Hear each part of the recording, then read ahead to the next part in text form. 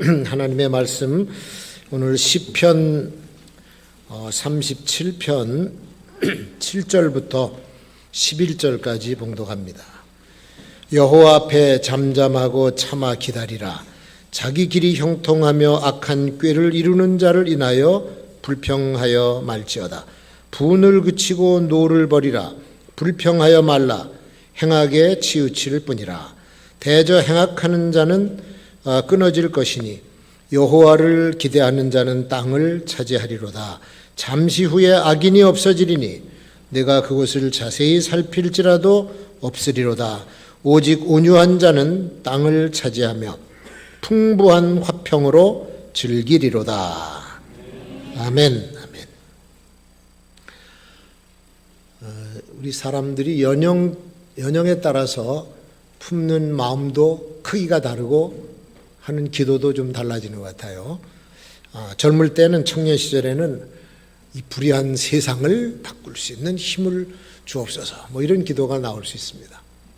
그러다가 이제 중장년으로 넘어가면 세상은 안 바뀌어요. 근데 자기 주변에 있는 사람은 바뀔 것 같으니까 내 주변에 있는 분들, 사람들을 변화시킬 능력을 주옵소서. 기도가 이제 그렇게 바뀔 수가 있죠.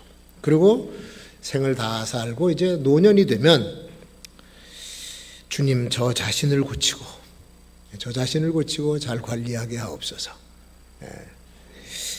젊었을 때 가졌던 세상을 변화시키려고 했던 다부진 야망도 이루어지지 못하고 주변 사람들을 고쳐주기는커녕 자기 자신도 잘 고쳐지지 않는 그런 것들을 세월이 지나면서 알게 된다고 하는 것이죠. 그리고 숨 거두는 순간까지 고쳐지지 않는 자기를 보는 것, 그게 자기의 실존 아니겠어요? 세상이 그렇게 호락호락한 것이 아니다라고 하는 것을 배우게 되는 겁니다. 단어로 꼽아본다면 야망이라든지 소원이라든지 추진력이라든지 돌진, 시도, 도전, 실패, 성공, 그 다음에 역부족이기 때문에 포기하는 이런 단어들을 경험을 하면서 평생을 살아갑니다. 다 내 맘대로 되는 게 아니죠. 그래서 어떨 땐 자책도 하고 자기를 볼 때 한심하기도 하고 신경질도 나고 화도 나고 그러는 겁니다. 노년에 접어들어서 아마 여기 우리 연세 드신 모든 분들도 그렇겠지만 주어진 삶을 다 살고 하나님 앞에 섰을 때 잘했다라고 칭찬을 받을까, 아니면 못난 놈이라고 꾸중을 들을까, 그런 생각이 들어요. 그러면서 자기 자신을 돌아보고 죽기 전에 고칠 것은 고치고 참을 것은 좀 참고 넘어가야지, 그렇게 생각을 합니다. 그것도 근데 마음대로 안 되는 거죠. 오늘 본문에 보면 쓸데없이 스스로 속썩이지 말라, 그런 메시지가 들려요. 그 성경이 그렇게 당부하고 있는 것 같습니다.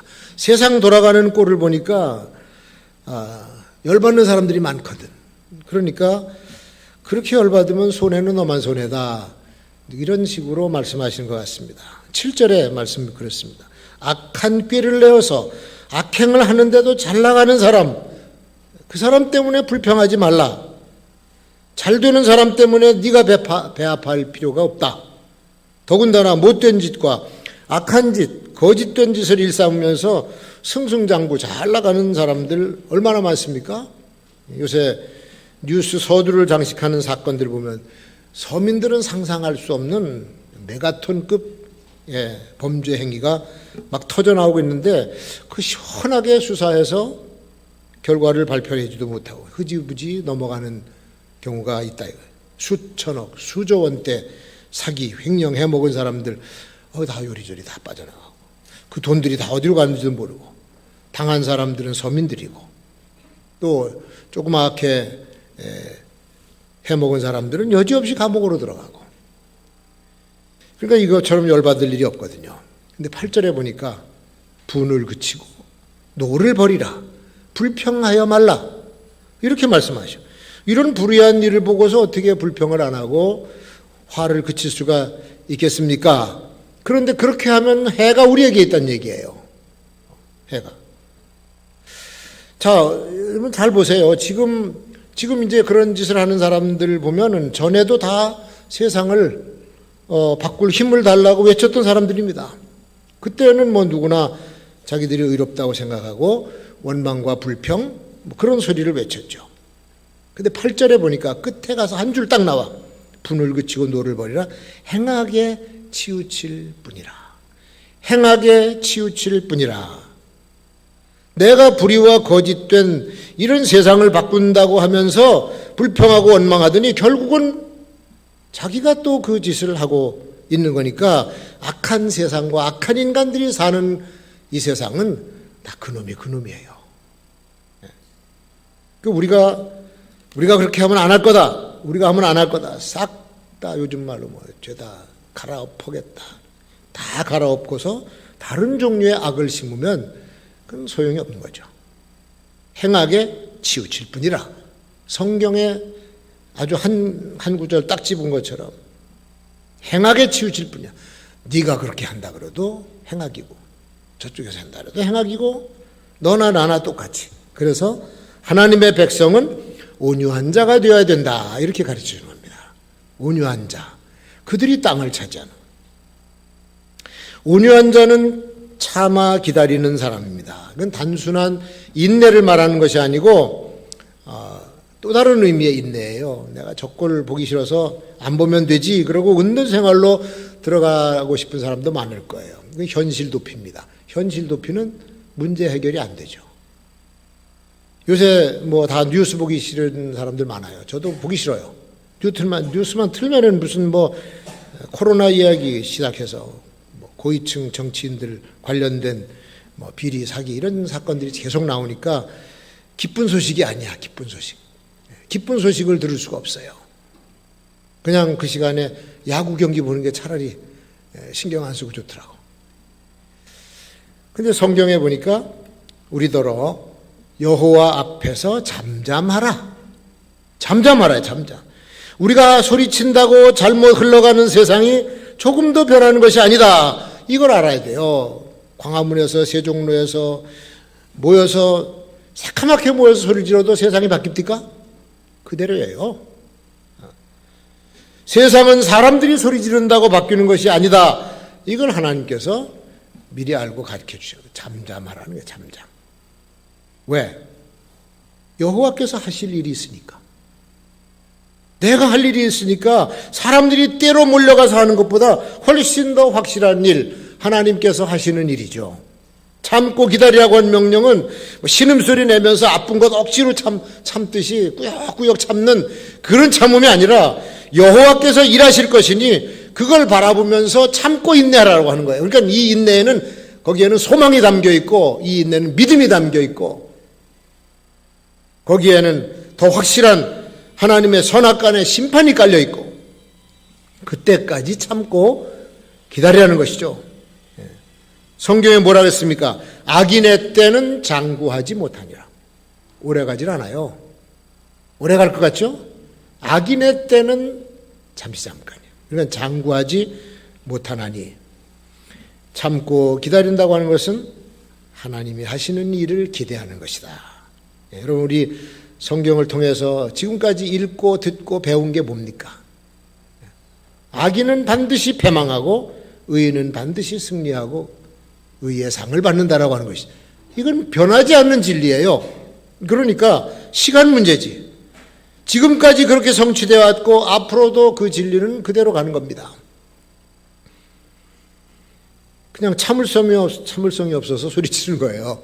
조금만 속상해도 속상해 그러고 소리 지르고 조금만 억울해도 억울해라고 소리 지르고 조금만 불이익을 당해도 그냥 말도 안 된다 그러면서 거리로 뛰쳐나가고 그러면 뭐 그 즉시 대립이 되고 부딪히죠. 결국은 싸움이 일어나지. 하나님은 이런 방법으로 세상을 있는 문제를 해결하려고 하지 않은 겁니다. 성경 어디 봐도 그런 거 없어요. 떼거지로 가서 소리 지르면 세상이 바뀐다. 천만의 말씀. 안 바뀝니다. 그러니까 하나님이 하실 일이 있으니까 너희는 좀 기다려라. 그게 우리에게 하시는 말씀이에요. 우리에게. 뛰어나갈 때가 있습니다. 그때는 하나님께서 뛰어나가라고 얘기를 하시죠. 때가 있는 거예요. 때가.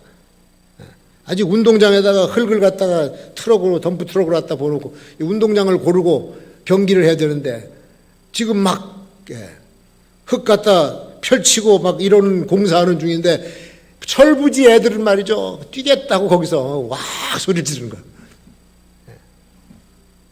그러니까 내가 하는 일을 보고서 너희가 행동해도 늦지 않는다라고 하는 것. 이거를 오늘 성경을 통해서 가르쳐 주지 않느냐. 조금 지나면 악인들은 흔적도 없이 사라질 것이다. 그러니까 너희들 나보다 먼저 나서지 말라고 하는 그런 말씀의 뜻으로 이해가 됩니다. 그래서 세상을 바꿔달라고 힘을 달라고 기도하는 젊은이들의 수고도 부질없는 짓이고 이게 상당히 현실적인 본고이죠. 온유한 자는 그래서 성급한 사람이 아니다. 온유한 자는 하나님보다 먼저 행동하지 않습니다. 온유한 자는 조금도 참지 못하고 소리 지르지 않습니다. 온유한 자는 흥분만 하는 사람이 아닙니다. 온유한 자는 여호와 앞에서 잠잠히 기다리는 사람.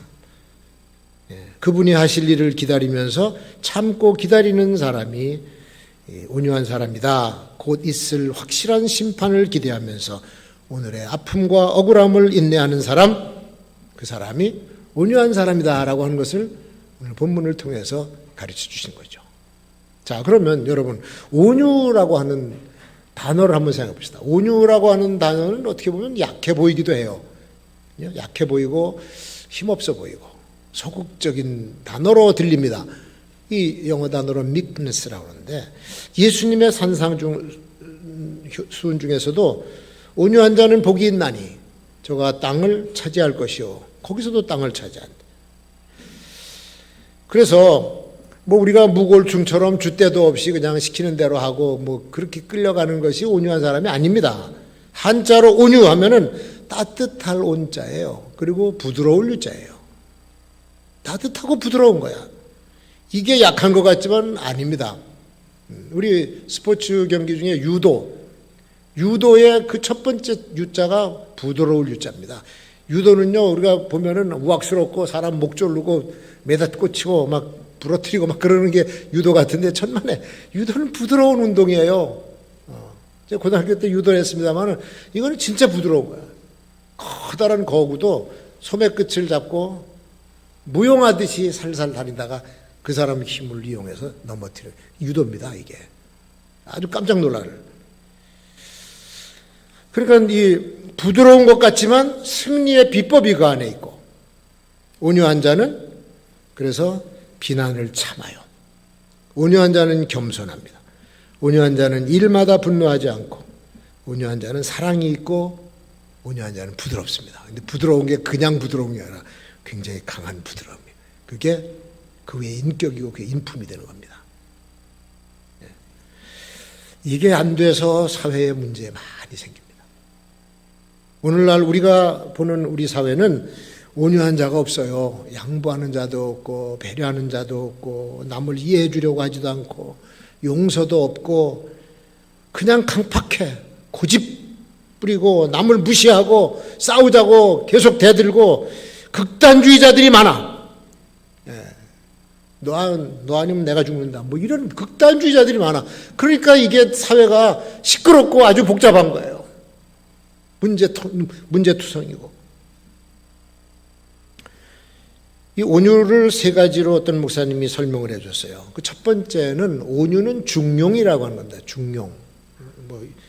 유교에서도 중용 얘기를 하고 공자님도 중용 얘기를 했는데 극단적으로 치우치지 않는 것이다 그런 얘기입니다. 극단적으로 가지 않는 거예요. 균형 잡힌 삶이라 그런 얘기입니다. 균형 잡힌 마음을 가진 사람, 생각도 균형 잡힌 이게 중용입니다. 이것도 저것도 아니라고 하는 말이 아니라 그러니까 외골수로 다른 사람하고 타협도 없이 독선적이고 자기가 옳다. 이렇게 되면 온유가 아니죠. 둘째로 온유한 자는 자제를 할 줄 안다. 셀프 컨트롤. 자기가 곧 컨트롤을 해야 자기 스스로를. 이거요 쉬운 일 아닙니다. 자기 자신을 조절하는 것 그거 굉장히 의지가 강한 사람이 아니고서는 안 되는 거예요. 뭐 하나 하는 것, 하지 않는 것 절제가 있어야 되는 거예요. 그게 온유라는 겁니다. 그리고 셋째로 온유는 겸손하고 쌍둥이야. 형제가 형제에게. 온유와 겸손은 쌍둥이 형제다.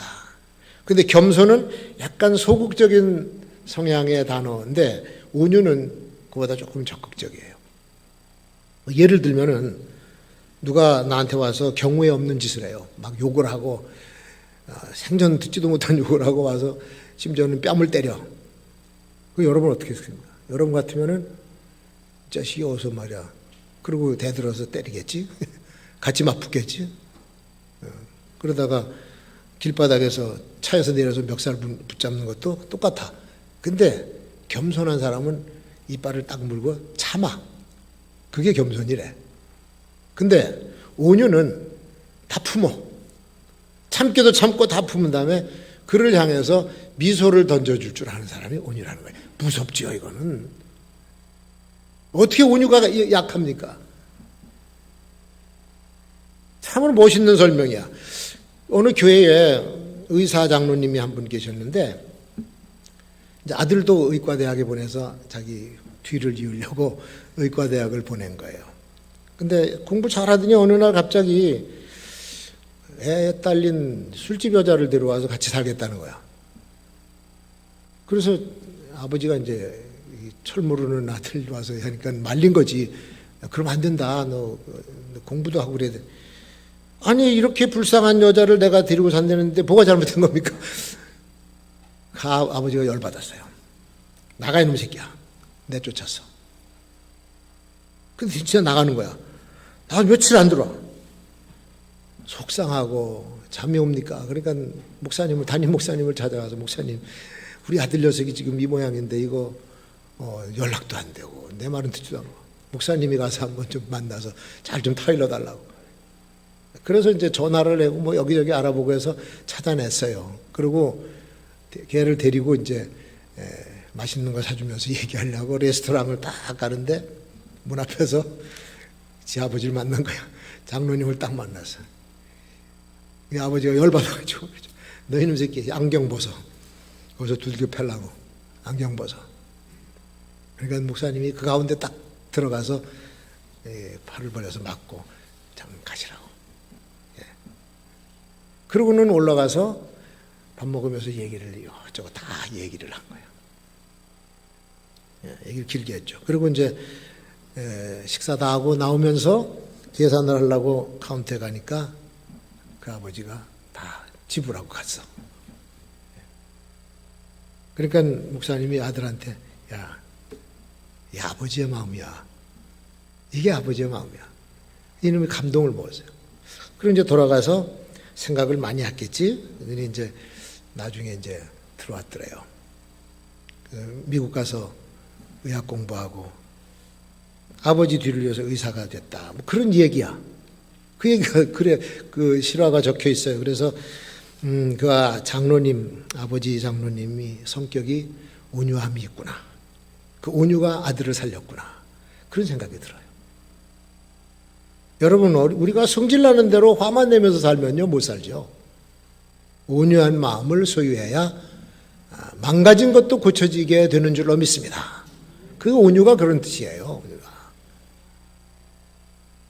오늘 여기 말씀에 온유한 자는 땅을 차지한다. 땅을 차지한다. 땅 차지한다라고 하는 말은 무슨 뭐 넓은 토지, 농토, 부동산을 많이 갖게 된다는 얘기가 아닙니다. 이 의미는. 옛날에는 이 사람들이 모여 살기 시작하면 소도시가 형성이 돼요. 그러면 외적이 쳐들어오지 않게 성을 쌓아. 그 성 쌓고 성 안에서 안전하게 살면 그 성 안에 성을 다스리는 사람이 있어요. 그게 옛날에 왕이었었습니다. 성주, 왕이죠, 왕. 그런 성들이 많은데 그걸 전체로 또 다스리는 사람이 국왕입니다. 조선시대로 말하면 고을원림이죠, 고을원림. 원림은요, 입법, 사법, 행정권 다 가지고 있습니다. 곤장도 때리고 자기가 재판도 하고 다 해요. 그리고 그 고을의 원림들 위에 이제 뭐 감찰사도 있고 나중에는 나라님, 임금이 있잖아요, 임금. 임금이 왕이 다스려요. 그 왕은 뭐 작은 나라의 왕들인데 큰 나라가 와서 군사력으로 누르고 꼼짝 말라고 이래 놓고 가면은 그게 황제가 되는 거야. 황제가 또 그 왕들을 다스려요.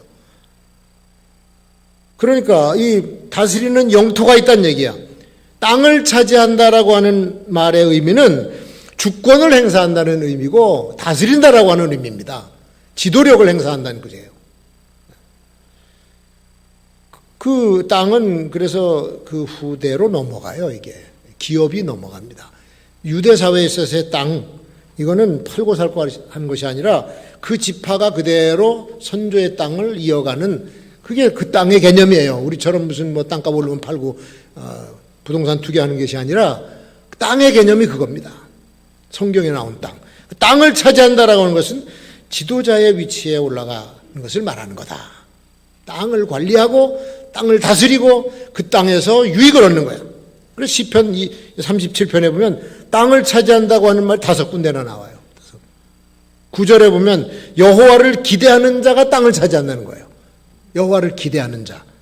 그분의 통치와 심판을 믿음으로 따르면서 기대하는 그 사람에게 하나님이 기업을 주시는, 땅을 주시는 거야. 11절에 온유한 자는 땅을 차지하며 그 뒤에 보니까 풍부한 화평으로 즐기리로다. 풍부한 화평으로 즐기리로다. 땅을 차지만 하고 평화가 없어. 맨날 그 땅에 싸워. 성 안에서. 그리고 대적이 쫓아오면서 죽이려고 그래. 그러면 가져봤자 소용이 없는 거예요. 이건 하나님의 축복이 아닙니다. 온유한 자가 얻은 땅에서는 평화가 풍부하게 넘쳐. 그런 삶을 즐긴다 그런 얘기입니다. 여러분, 우리가 돈을 주고 샀든지 뭐 땅을 샀든 저택을 샀든 뭘 샀으면 그 터전에서 평화를 마음껏 누려야 돼요. 평화를 마음껏. 그리고 삶을 즐기는 것이 축복이에요. 얻기는 얻었는데 얻은 순간부터 고민이 생기고 얻은 순간부터 빚쟁이들이 쫓아다니고 얻은 순간부터 괴로움을 당하면 이거는 하나님이 주신 축복이 아니지.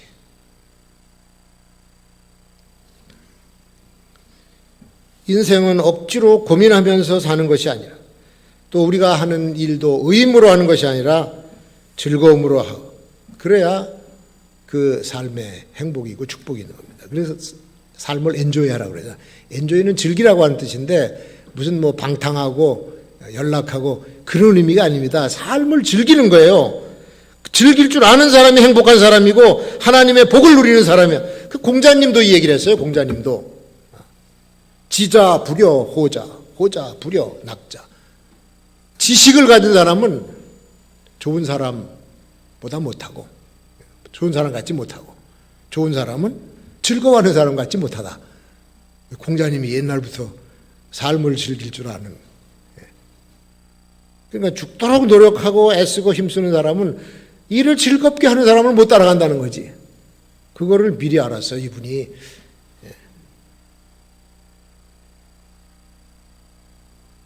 우리가 얻은 터전에서 즐길 줄 아는 사람이 행복한 사람인 줄로 믿습니다. 온유한 자에게는 그런 땅을 주는 거예요. 22절에도 나옵니다. 주의 복을 받은 자는 땅을 차지한다. 인생을 의무로 생각하면 불행하고 어쩔 수 없이 자식 낳았으니까 저놈들 다 길러야 되고 그냥 교육시켜야 되고 장가 보내야 되고 골치가 돈도 많이 들고 잠도 안 오고 머리가 뻐개질 것 같고 의무로 사는 거예요. 의무로. 그 행복이 아직 안 힘들어요. 근데 인생을 하나님의 축복으로 생각하면 행복한 거죠.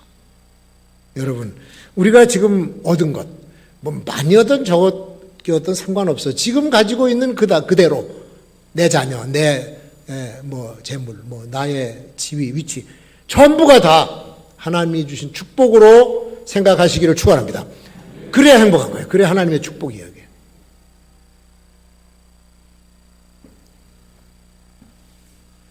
34절에 29절에도 있죠. 의인은 땅을 차지하고 거기 영원히 거한다. 복된 기업으로 이어간다는 얘기. 34절에도 여호와를 바라고 그 도를 지키면 너를 들어서 땅을 차지하게 하실 것이라.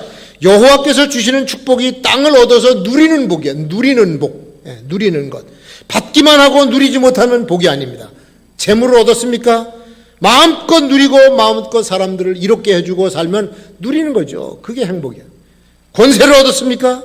권세 누리는 거죠. 남보다 높은 자리에 있으면은 인사도 받고 존경도 받는 거지. 근데 그 권세를 가지고 사람들을 이롭게 해줘야 돼요. 이걸 못하니까 사람들이 아우성치는 거예요. 지위를 얻었으면 그 지위를 누리고 지위 안에서 또 사람들을 복되게 유익하게 만들어주는, 그게 기독교인들이 갖는 복의 근원의 개념입니다. 우리가 가지고 있는. 얻은 것을 가지고 누리거나 제대로 활용하지 못하면 아주 불행한 인생이 되어버려요. 식자우한이라는 말이 있습니다. 식자우한. 아는 것이 화요. 아는 것이 힘이 되고 아는 것이 복이 돼야 되는데 아는 것이 화요. 지식이 그를 망하게, 공부를 많이 해서 박사학위도 받았어. 사회에 알려지면서 지위도 얻었어요. 정계로 나가서 권세도 잡았어. 자기 자신에게는 성공이요. 가문에는 영광이에요. 아, 장관 하나 되면 옛날에 판사 아닙니까? 근데 그렇게 성공했고 가문의 영광이고 수많은 사람들의 부러움을 사는 유명인사가 되었어. 근데 그 지식을 잘못 쓰고 나니까는, 권세를 잘못 쓰고 나니까 만인의 지탄을 받아. 만인의 지탄을. 결국은 쇠고랑 차고 감옥으로 들어가는 사람들도 꽤 있어요. 들어간 사람도 있고 앞으로 들어갈 사람도 있어. 그가 가진 지식이 잘 되는 것 같지만 나중에 보니까 인생 전체를 망가뜨려. 잘 쌓아 올라가다 한꺼번에 그냥 망가져버리는. 그리고 나중에 보면 역사가 나쁜 사람이었었다라고 평가를 해버려요. 야, 이런 수치스러운. 그러니까 이건 하나님이 내리신 축복이 아니기 때문에 그래. 하나님이 내리신 복, 온유한 자가 받을 복, 땅을 얻고 그 땅을 누리고 그 안에서 말할 수 없는 평강을 누리고 수많은 사람들을 복되게 하면서 나중엔 거기서 그 기업이 이어져. 온유하지 못하기 때문에 땅을 얻고도 누리지 못하고 얻은 것 가지고도 지금 골치 아파하고 괴로워하고 결국 그 얻은 것 때문에 망가지는 사람들이 수없이 많은데, 오늘 주님이 말씀하신 온유한 자는 복이 있나니 저가 땅을 얻을 것이며, 그 깊은 의미를 깨달으시고 여러분 이 땅을 얻으시기를 주의 이름으로 축원합니다.